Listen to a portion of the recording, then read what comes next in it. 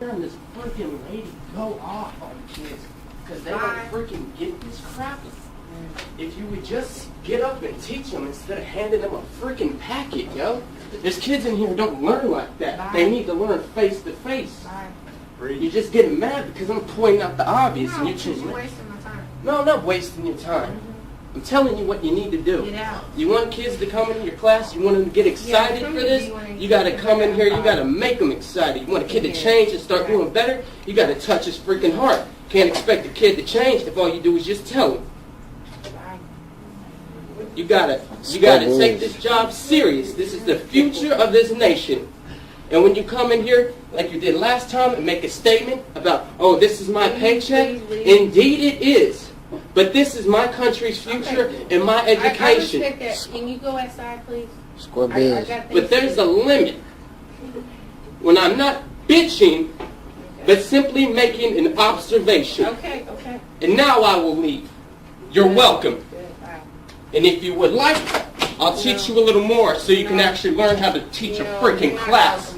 Because since I got here, I've done nothing but read packets. So don't try and take credibility for teaching me jack. Just go. Bye.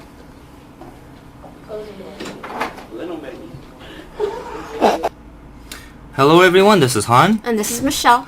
And we have just watched a video of how there's issues in our nation of poor education systems and how this young man, He lashed out at his teacher and the way she teaches the class. yeah, this is a serious problem. So how can we solve it? What can we do? How about video games? Video games?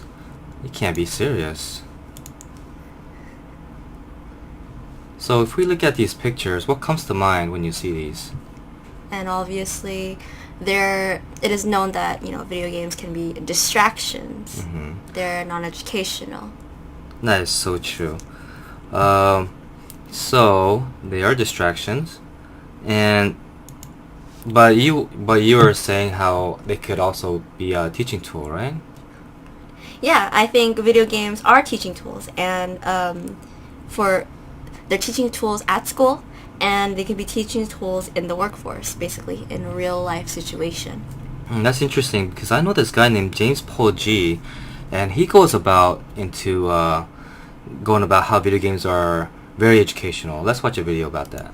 One thing that a lot of people who are not into games are not aware of is that today, in the way that people game socially, is the game is not the only thing at stake, right? And if you're going to contemplate the possible use of games or digital media for learning about learning, you really have to say, wait a minute, don't just look at the game.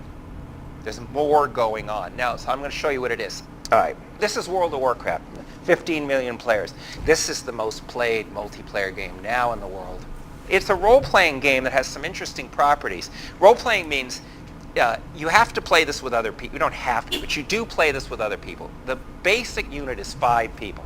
Now, in each of the 5 people, each one has to have a deep skill set, which they've chosen to specialize in those skills. And it has to be different than the other 4. So if you cannot bring into the so-called dungeons, that is where you're going to go play and do challenges and fight, you can't bring in 5 people with the same skill set. The problems are designed that they're hard, and they can only be solved if you integrate 5 different skill sets. See, so I was a priest, a healer. You bring in 5 priests to a dungeon, and you die in 2 seconds. We definitely don't want to die in 2 seconds. So what he teaches is that it's better to work with diversity, and how it's better to work with others, right? Mm-hmm. And because this is the type of activity that you see in the workplace and in the classroom, you need to integrate the personal skills that you have with the other skills that the other people in the group have in order for the group to function efficiently. I see. So in this video, he also goes over many other benefits of how video games are teaching tools. We can't go over that because it's too long, but we can go over some of the benefits. One is motivation. I like this one because motivation makes you want to learn, and it's not forced. It doesn't force you to learn like in schools. Like teachers force you to learn. makes you read and do these things, it's not fun. Motivation by using it, like video games, you would just want to play, and it makes you learn. For example, the books that students read at school, they could relate to the material that they find in video games. Therefore, what they see in their school books, what they see in the novels, it will eventually motivate students to continue reading the novel or the textbook. Another aspect is agency. Agency, it teaches you to be your own boss and have control in the gaming world, unlike in classrooms where you're forced to be under a rule in school or under a teacher, and you don't have that much power or control, which doesn't really makes you be yourself. And yes, I agree that students do get ordered around by teachers. They do get ordered around by administrative officials. However, what's sad is that they also get ordered around by the higher ups, the people that are running the educational system. They're running, the things that they have to learn. Another aspect would be hidden literacy. So about this, all I want to say is you're learning without even knowing that you're learning. Like, how much better can that be? Yes, and video games that you'll find yourself learning new things that actually pertain to science, technology, engineering, and math. Some video games would be Portal, where you learn physics. In Assassin's Creed 3, you learn about the American Revolution. And in Final Fantasy, you read a lot of text, which is what you do in English. Related to real-world situations. Okay, so the example that we give is World of Warcraft. Now, when you have to create a character, you have to choose a race, you have to join a guild, you have to ally yourself with other guilds, whatnot. But the thing is, you can find this type of situation in the real world anyway. You are your own character in the real world. You have to choose the company that. A guild in the real world could be a company, and then you have to ally yourself with other guilds, and you have to face obstacles when you're working in the workforce. It's better to make friends. Yes, and then you have to interact with others in the world, around the world, like what you do anyway in World of Warcraft. I see. So you learn things that you play in video games in real world situations. Yes, it's a real world application. I see. System thinking. Thinking of the consequences and choices that you make. So, in game, it's okay to make mistakes, and you don't have to worry because your game and progress is always saved. And if you do die or make mistakes, you can always go back and try again.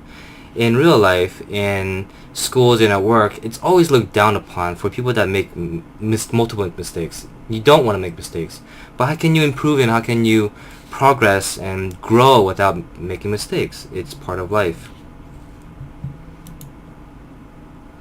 When you're self-learning, you are responsible for finding the resources to help you learn by yourself. That means you have to go to YouTube to find walkthroughs in order to solve a Minecraft puzzle or a Portal puzzle, or you have to get across an obstacle in any type of game. And so basically you're on your own, and you have to learn. You eventually learn that there are other places to solve your problem. In school, you rely on the teacher to learn, but in the video game world, you're on your own. You're relying on yourself. Better than textbook. In this part, James Paul G goes over whatever you want to master. All you have to do is spend time and practice on that specific subject, and through time and practice you will master it. Just like textbook, they're just words, and you have to use your own imagination and work through it. Video games are better because you are living in a virtual reality and experiencing that situation, and it's not just dialogue, it's not just words, you're actually experiencing it with true time. Production. So this really relates to English classes, because in English class there's always peer editing and editing in general. And what video game, what they do is, before the game is released, they allow the customers to play a demo or beta testing to see if there's any glitches or bugs or things that need to be better to make it, to improve the game. Exactly the same as writing papers. You edit it to make it better, to improve it, and that's how it relates. Goal is to make it better. You have to pay attention to details inside a video game the way you have to pay attention to what you're doing in school and what you're doing in the job, so that way you'll be able to study that test, or in a job you won't get fired for missing a small detail. For example, in BioShock. In BioShock, there's a multiple audios and dialogue that you have to be very careful on understanding. If not, it will hinder you in your progress in the game, which will just only take up more time and frustration.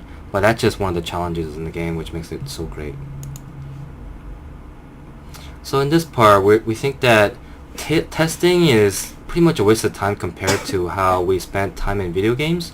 Testing is full of uncertainty of how one is progressing in the course.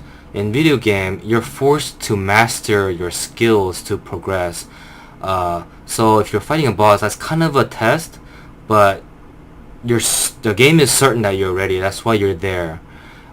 In a classroom setting, a whole class is taking a test, but the teacher is uncertain if you have the skills and if you have mastered the class to see. So it's pretty much it's just longer, tedious, and pretty much waste of time to take tests.